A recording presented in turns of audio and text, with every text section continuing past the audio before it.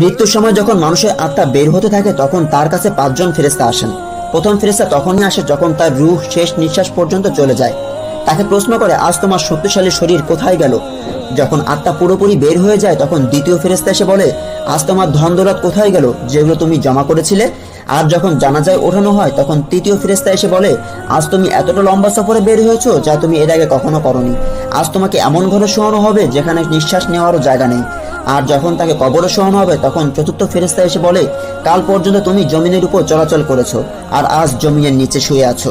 কাল পর্যন্ত তুমি হাসছিলে আর আজকে তোমার জন্য সবাই কাঁদছে। কাল পর্যন্ত সবাই তোমার সাথে ছিল আর আজ তুমি একা।